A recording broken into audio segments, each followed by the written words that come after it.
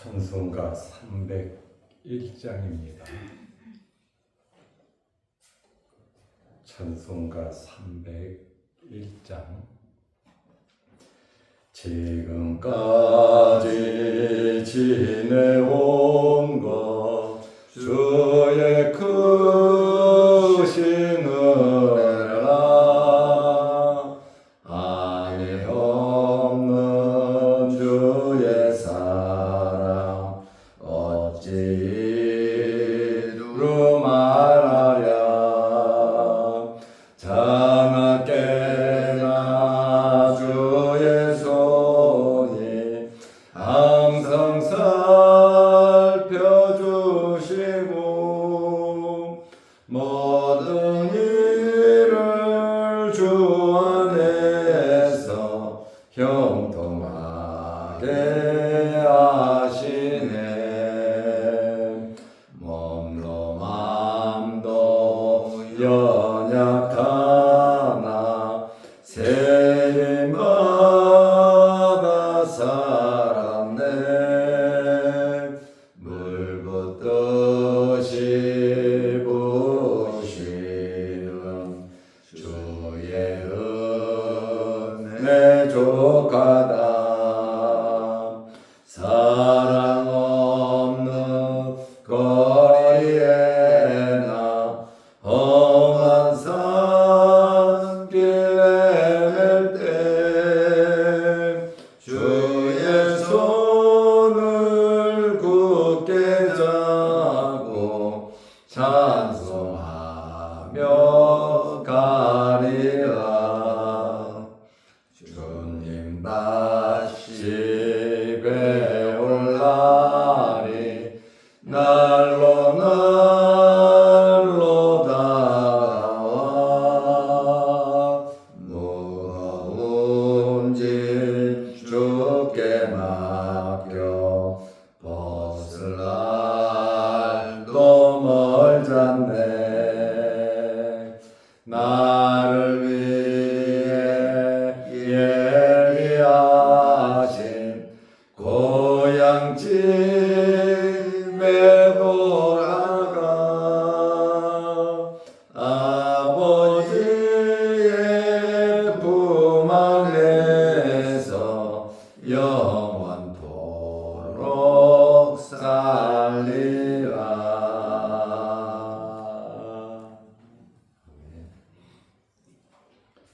사도신경으로 우리의 신앙을 고백하겠습니다.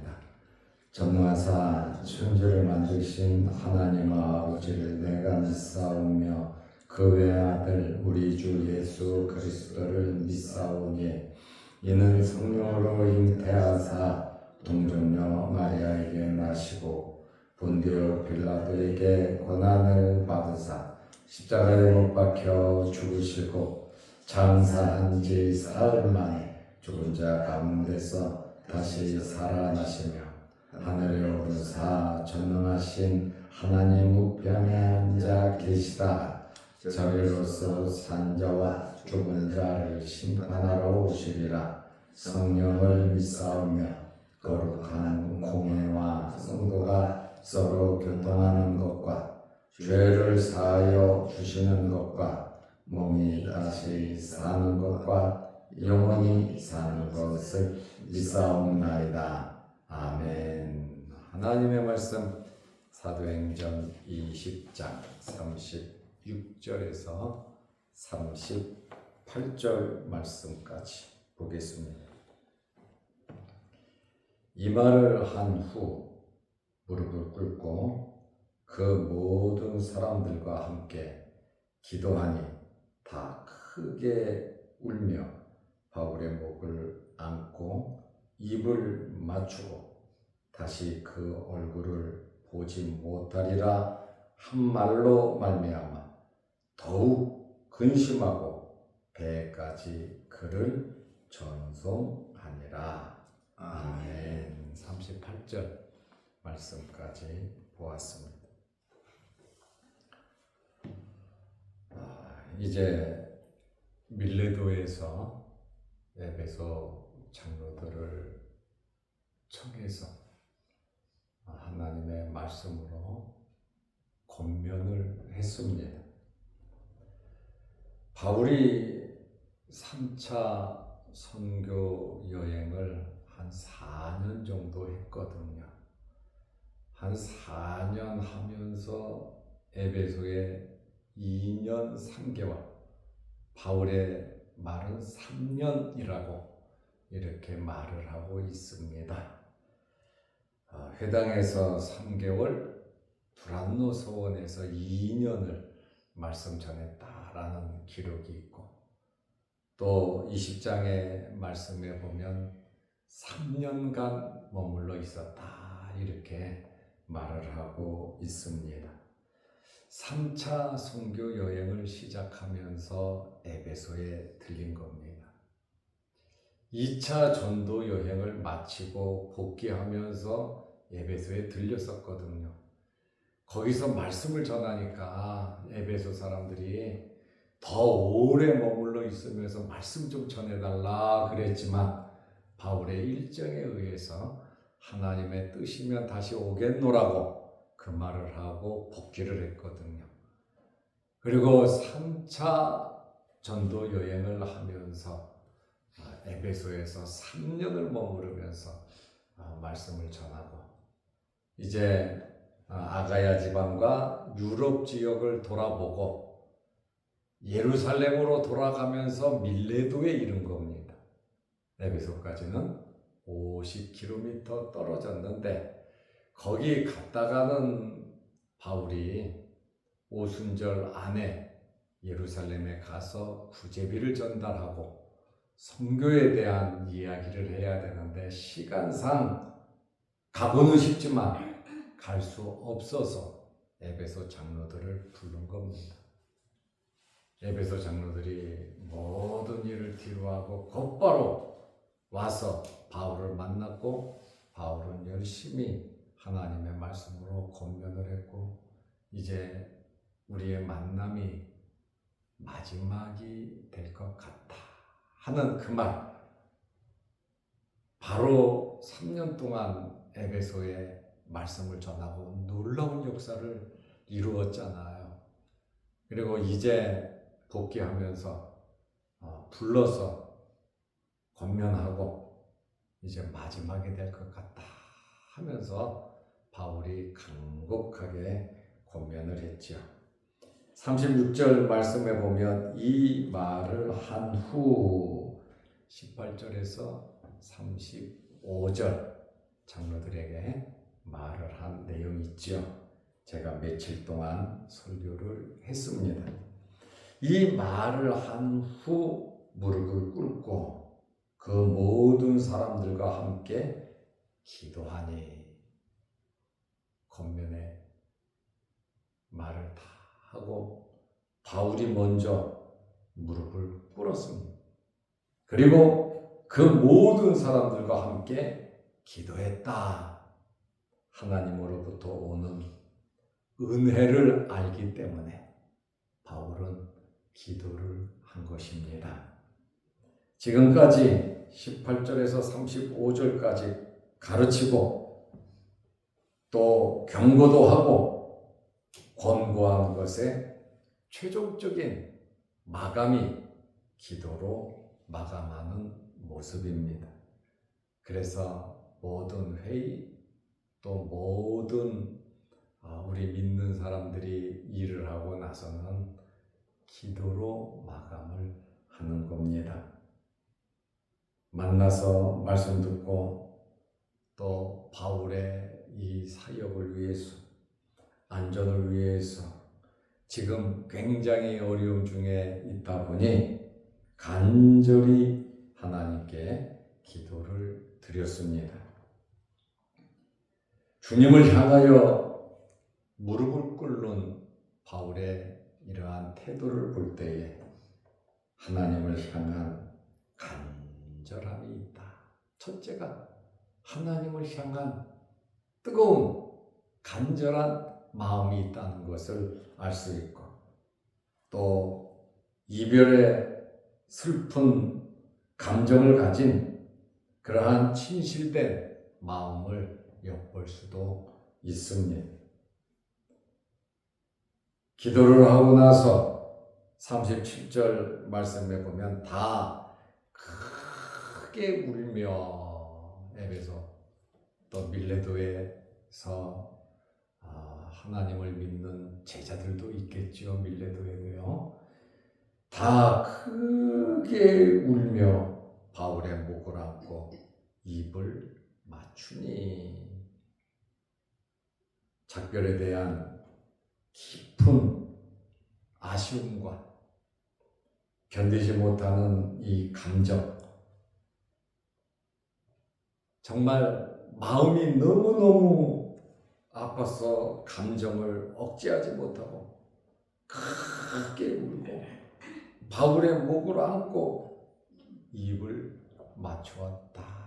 이렇게 표현을 하고 있습니다. 20장 38절 말씀에 보면 25절에 바울이 말한 대로 다시 그 얼굴을 보지 못하리라. 얼마 전까지만 해도 에베소에서 3년 동안 열정적으로 말씀을 전했다 그러잖아요. 모범을 보이면서 바울이 정말 그쪽 소아시아 이 지역에 엄청난 역사가 일어났거든요. 1차, 2차, 3차 선교 여행을 하면서 가장 오래 머물렀던 곳이 바로 에베소입니다. 3년. 고린도에는 1년 6개월 머물렀다고 말을 하고 있습니다. 다시 그 얼굴을 보지 못하리라는 한 말로 말미암아 더욱 근심하고, 사람이 다시 만난다는 기약이 있잖아요. 그리고 다시 만날 때 더 좋은 모습으로 만나고 싶은 것이 사람의 마음이 아니겠습니까? 그런데 바울이 다시 그 얼굴을 보지 못하리라 한 그 말로 말미암아 얼마나 충격을 받았겠습니까? 더욱 근심하고, 여기 근심이라고 하는 말은 오디노 메노이라는 단어거든요. 헬라어 오디노 메노이라는 이 단어인데, 이 근심이라고 하는 이 단어의 어원을 살펴보면 깊이 슬퍼하는, 슬픔으로 인한 근심. 왜 슬픈지는 알죠. 또 두 번째로는 몹시 괴로워 마음이 아파서 근심하는 거예요. 세 번째로는 굉장한 충격을 받고 근심하는 겁니다. 그냥 먹고 사는 것 때문에 근심하는, 다투고 싸워서 근심하는, 사기당해서 근심하는 그런 근심이 아니라 정말로 깊이 슬퍼하는 근심.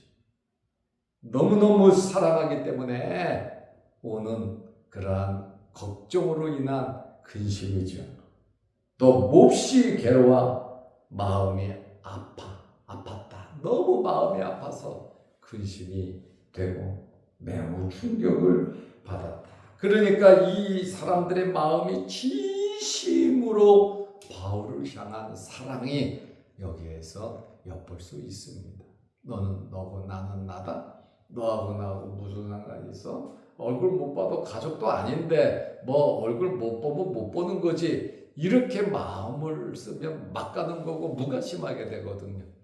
그러나 내일보다도 더, 왜요? 주님의 일이니까, 하나님의 종이니까, 말씀으로 영적으로 은혜를 받았고, 또 에베소 모든 성도들의 롤 모델이 바울 아닙니까?